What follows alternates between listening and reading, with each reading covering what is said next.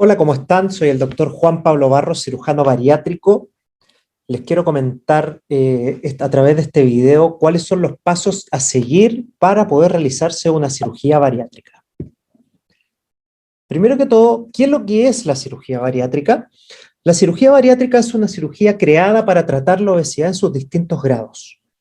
Es parte de un proceso de cambio que involucra lograr un estilo de vida saludable, y esto se logra a través de un equipo multidisciplinario: kinesiólogo que los ayude desde el punto de vista de la actividad física, la nutricionista que los va a ayudar desde el punto de vista de la alimentación, la psicóloga que juega un rol fundamental en tratar específicamente temas psicológicos con la alimentación, la nutrióloga que los va a ayudar también desde el punto de vista médico con la alimentación, los nutrientes y las vitaminas, y la enfermera que los va a guiar en todo este proceso para que sea exitoso. Por lo tanto, lo que nosotros queremos es que ustedes cambien su estilo de vida y que realicen más ejercicio y actividad física, que se generen cambios conductuales respecto a la alimentación, también que haya hábitos correctos, dentro de los cuales está el evitar el estrés y el mal dormir, entre muchos otros, y por supuesto tener una alimentación saludable. Para esto nosotros utilizamos, para clasificar la obesidad, ocupamos el índice de masa corporal. ¿Qué es lo que es el índice de masa corporal? Es la relación que existe entre nuestro peso y la altura. Hay una fórmula que es precisamente peso partido por altura al cuadrado. Yo voy a hacer otro video a continuación para que ustedes puedan saber cómo se calcula este índice de masa corporal. Y acá están clasificados como normal, sobrepeso y obesidad. Hablamos de obesidad cuando este índice de masa corporal supera el factor 30, y hablamos de obesidad mórbida cuando es mayor a 40. Para hablar de indicaciones de cirugía bariátrica, estas son bastante claras y están descritas a nivel nacional e internacional hace muchos años. Todo paciente con obesidad severa, es decir, índice de masa corporal entre 35 y 40, que esté asociada a alguna comorbilidad como hipertensión arterial, diabetes, prediabetes, resistencia a la insulina, hígado graso, apnea del sueño, dislipidemia, que es el colesterol y los triglicéridos altos, y trastornos musculoesqueléticos severos, que puede ser alguna discopatía, artrosis que requiera uso de prótesis, sí califican a la cirugía bariátrica. Y cualquier paciente con índice de masa corporal mayor a 40, independiente si tiene o no comorbilidades, también tiene indicación de cirugía bariátrica. Lo que es muy importante para nosotros como equipo, que nuestros pacientes que tienen un índice de masa corporal sobre 40 logren bajar de peso antes de la cirugía por lo menos un 5 a un 10% de su peso. Esto es muy importante porque mientras más nos acercamos a 40, disminuyen los riesgos quirúrgicos. Es decir, un paciente que tiene un índice de masa corporal de 50 tiene mucho más riesgo que un paciente con índice de masa corporal de 40. Por lo tanto, nosotros como equipo y como protocolo solicitamos a los pacientes que tienen un índice de masa corporal mayor a 40 que bajen por lo menos un 5 a un 10% de peso, aproximadamente 5 a 10 kilos. Vamos ya a los tipos de cirugía. Existen varios procedimientos quirúrgicos bariátricos en el mundo, pero lejos los que más se realizan son el bypass gástrico y la manga gástrica. Acá en Chile no es la excepción, y estos son los principales procedimientos bariátricos que se realizan en más del 98% de los casos. Les quiero hablar acá de la manga gástrica, por ejemplo. Voy a echar a correr este video. Acá, como ustedes ven, están los trócares, estas incisiones es por vía laparoscópica. Inflamos la guatita del paciente, por lo tanto se genera una especie de domo dentro del abdomen, como un globito, donde nosotros introducimos una cámara y operamos internamente al paciente. Ahí está el esófago, fíjense cómo viene bajando, esta es la comida normal, ahí está el estómago, que tiene una capacidad de más o menos 1300 cc, o sea, más de 1 litro, ¿ya? Y se fijan cómo la comida se junta con los jugos biliopancreáticos y baja hacia el intestino. ¿Qué hacemos con la manga gástrica? Cortamos y sacamos el 80% del estómago, como bien aparece acá en la figura. Por lo tanto, queda un estómago delgadito, como un tubito, por eso se llama manga gástrica, que queda como una manga, ¿ya? Y esto tiene un volumen de 150, 180 ml aproximadamente, es decir, un poquito menos que un vaso. Como ustedes se fijan, entonces hay una restricción de la comida, el paciente come, pero tiene menos capacidad, por lo tanto, a través de eso tiene un régimen hipocalórico y de esa forma va perdiendo peso. Además, al sacar el 80% del estómago, sacamos casi la totalidad de una hormona llamada grelina. Esa hormona grelina es la hormona del hambre. Por lo tanto, de esa forma, con la manga gástrica el paciente va perdiendo peso. ¿Cuáles son las contraindicaciones para una manga gástrica? Bueno, el reflujo gastroesofágico moderado a severo está demostrado que la manga gástrica es una cirugía que en algunos casos es prorreflujo. ¿Qué es lo que es el reflujo? Esta acidez que sienten los pacientes en el esófago después de comer, que sienten un calor o acidez acá en la garganta. Muchos de ellos lo tienen en nocturno, lo cual es terrible para ellos porque no pueden dormir como corresponde. Por lo tanto, en este tipo de pacientes no correspondería hacer una manga gástrica. Las complicaciones que son comunes a la cirugía bariátrica, manga gástrica y bypass gástrico, es filtración. ¿Qué es lo que es la filtración? La salida de líquido intestinal o líquido gástrico a través de la línea de corchetes. Esto normalmente se produce por falla en los tejidos del paciente y se da más o menos en el 1% de los casos. Es baja la tasa de complicación, pero existe. También puede haber riesgo de sangrado, que la literatura habla aproximadamente de un 4%.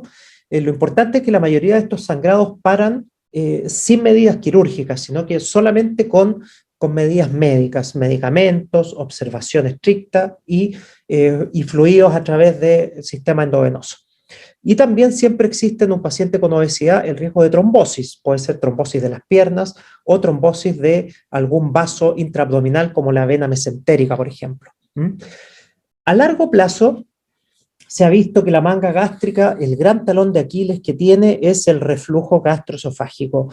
Como les decía, en algunos pacientes es una cirugía prorreflujo, por lo tanto, aproximadamente 3 de cada 10 pacientes van a quedar con este problema, que muchas veces se puede solucionar solo con medicamentos, pero en algunos casos hay que solucionarlo con vía quirúrgica, convirtiendo una manga gástrica en un bypass gástrico. Por eso, lo importante es escoger muy bien la cirugía según el caso de cada paciente. Por otra parte, el bypass gástrico, se los voy a mostrar acá, se hace a través de cirugía laparoscópica, exactamente igual que la manga gástrica.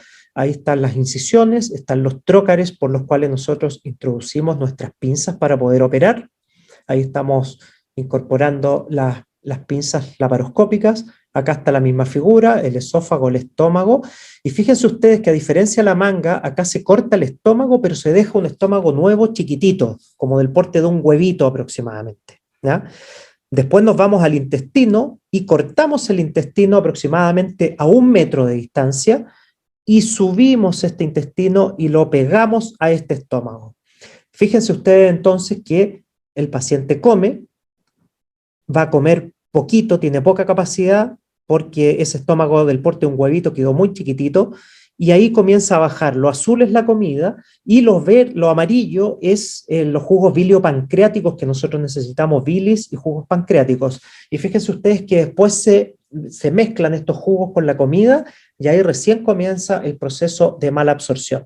Es decir, el bypass gástrico, a diferencia de la manga gástrica, es restrictivo, al igual que la manga, porque restringe la cantidad de comida que puede comer el paciente, pero además es mal absortivo porque como corta un trozo de intestino y los une más abajo, ahí recién los jugos biliopancreáticos se unen con la comida que ingirió el paciente y ahí recién empieza el proceso de absorción.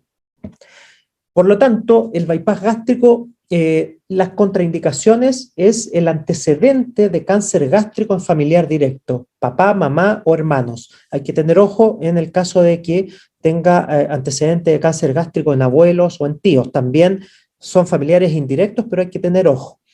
Pero en el caso de que sea pacientes con antecedente de cáncer gástrico en familiar directo, está contraindicado el bypass y es mejor hacer una manga gástrica, salvo tenga reflujo, o si no, ya habría que hacer una cirugía resectiva. ¿Qué quiere decir esto? Sacar el estómago, no dejarlo adentro. ¿Mm? Las complicaciones, ya las expliqué, son comunes a la manga gástrica, la filtración, el sangrado y la trombosis. Y a diferencia de la manga gástrica, acá el bypass podríamos tener una hernia interna, se generan unos espacios dentro del abdomen, por lo tanto ahí podría meterse un asa intestinal o una tripita y obstruirse. Y de esa forma genera una hernia interna. La probabilidad es baja, 1 a 2%, pero existe. También existe el riesgo de una úlcera entre la unión entre el estómago y el intestino delgado. Normalmente eso se da en pacientes que fuman y en pacientes que toman mucho antiinflamatorio, como ibuprofeno, ketoprofeno, paracetamol, etc.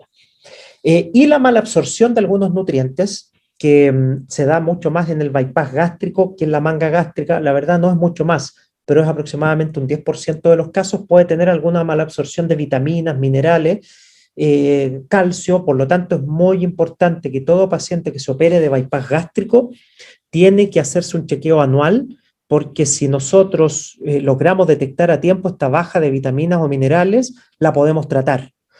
Los problemas del bypass gástrico ocurren cuando el paciente se pierde mucho tiempo de los controles, no se hace endoscopía, no se hace exámenes de laboratorio y después de 3, 4 años vuelve porque se siente mal y ahí encontramos nosotros un déficit de vitaminas y minerales importante. Por lo tanto, el llamado es, independiente de los dos tipos de cirugía, es que el paciente se controle después de operado todos los años. Es muy importante que ustedes lo entiendan. No es solamente operarse, aquí lo que hay que lograr es cambiar hábitos. El equipo multidisciplinario muchas veces es más importante que la cirugía, en el sentido de que lo que tenemos que lograr es cambiar hábitos y controlarse de por vida. ¿Cuáles son los pasos a seguir entonces? Primero, una evaluación inicial por la enfermera especialista en obesidad. ¿Quiénes lo van a guiar en todo este proceso? También vamos a realizar exámenes preoperatorios y evaluación por el equipo multidisciplinario. Esto puede ser en paralelo. Los exámenes preoperatorios son endoscopía digestiva alta, una ecografía abdominal, electrocardiograma y exámenes de laboratorio. Por otra parte, en paralelo, la evaluación por el equipo consiste en que la evalúe la nutricionista, el kinesiólogo para ver la capacidad física del paciente, la psicóloga del equipo y la nutrióloga.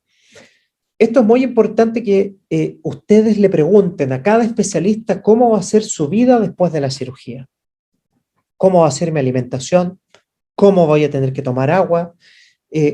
Aquí existe una dieta rica en papillas al principio, después va a ser picados, después van a comer sólido. Todo eso hay que preguntárselo bien a la nutricionista. Del punto de vista del ejercicio, al kinesiólogo tienen que preguntarle cómo va a ser su vida, cuándo van a poder retomar la actividad física, el deporte, qué tipo de ejercicio hacer, ejercicios de fuerza, ejercicios de cardiovasculares.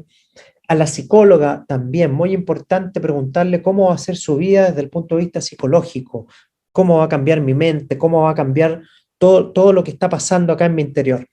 Y por supuesto la nutrióloga, cómo va a ser su vida desde el punto de vista de los minerales, las vitaminas y los nutrientes en general. Una vez tengan la evaluación de todo el equipo y todos los exámenes de laboratorio, tienen una evaluación final conmigo para resolver dudas, definir el tipo de cirugía a realizar y la fecha de cirugía. Ahora, muchos pacientes me preguntan, doctor, yo soy FONASA y tengo la gran posibilidad de optar a la cirugía bariátrica a través del bono PAD. Por fin el Estado comprendió que la obesidad es una enfermedad y que trae muchos problemas colaterales, por lo tanto, puso a disposición del 80% de la población que es FONASA la posibilidad de operarse a través de este bono. ¿Cuáles son los requisitos para calificar al bono PAD?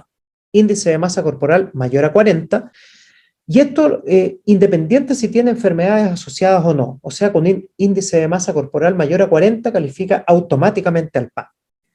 Si el paciente tiene un índice de masa corporal entre 35 y 40, con enfermedades asociadas, sí califica al bono PAD solo si tiene, punto número 1, una enfermedad mayor con una enfermedad menor. Ya les voy a explicar cuáles son las enfermedades mayores y las menores. Y el otro punto es que tenga 3 enfermedades menores. Voy a poner al final de esta presentación unos ejemplos para que les quede más claro. Y los pacientes que tengan un índice de masa corporal entre 30 y 35 califican al bono PAD si es que tienen una diabetes de difícil manejo o si tienen dos enfermedades mayores con una enfermedad menor. Vamos precisamente a esto que estamos conversando. ¿Cuáles son los criterios o enfermedades mayores y menores? Los criterios o enfermedades mayores son diabetes tipo 2, hipertensión arterial, apnea del sueño, documentada a través de una polisomnografía, trastorno musculoesquelético severo, síndrome metabólico e insuficiencia renal. Y los criterios o enfermedades menores son la prediabetes y resistencia a la insulina, dislipidemia, que significa colesterol elevado y triglicéridos elevados o cualquiera de los dos, hígado graso, ácido úrico elevado, hipotiroidismo y reflujo gastroesofágico. Por lo tanto, vamos a hablar ahora de los ejemplos. Vamos a dar algunos ejemplos para que ustedes también vayan haciendo este cálculo. Calculamos entonces un índice de masa corporal de 33,4, es decir, una obesidad tipo 1, ¿cierto? Y este paciente tiene una diabetes tipo 2 bien controlada, tiene una hipertensión arterial y tiene hígado graso. Pregunta para ustedes, ¿qué creen? ¿Califica o no califica? Ahí está la respuesta. Sí califica, ¿verdad? Porque tiene dos criterios mayores y uno menor. Vamos al ejemplo 2. Este mismo paciente con índice de masa corporal de 34, que tiene una obesidad entonces tipo 1, con antecedentes de hipertensión arterial, hígado graso, hipotiroidismo y reflujo gastroesofágico. ¿Qué creen ustedes? ¿Califica o no califica? Este paciente no califica al PAD porque tiene que tener dos criterios mayores, y acá tiene solamente uno, que es la hipertensión arterial, aunque tenga tres criterios menores.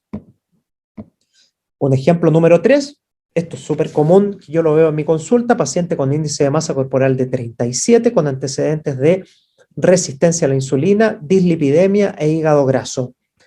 Tiene una obesidad tipo 2, por lo tanto, ¿qué creen ustedes? ¿Califica o no? Sí califica, porque tiene una obesidad tipo 2, o también llamada obesidad severa, asociado a 3 enfermedades menores. Por lo tanto, sí califica.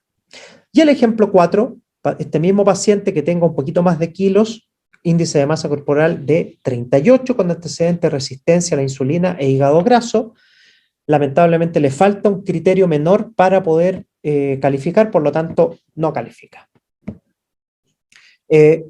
También me ocurre que muchos pacientes dicen, doctor, pero yo desconozco si tengo enfermedades o no para calificar. Por lo tanto, ¿cuál es la recomendación? En todo paciente con índice de masa corporal menor a 40, acuérdense que los pacientes con índice de masa corporal mayor a 40 califican de inmediato al PAD. Entonces, si usted tiene un índice de masa corporal menor a 40, la recomendación es que se realice exámenes de laboratorio y una eco abdominal. Esto precisamente para que no invierta tiempo ni invierta dinero en realizarse todos los exámenes y al final veamos que no califica el PAD. Entonces, mejor saber desde antes si es que califica o no califica.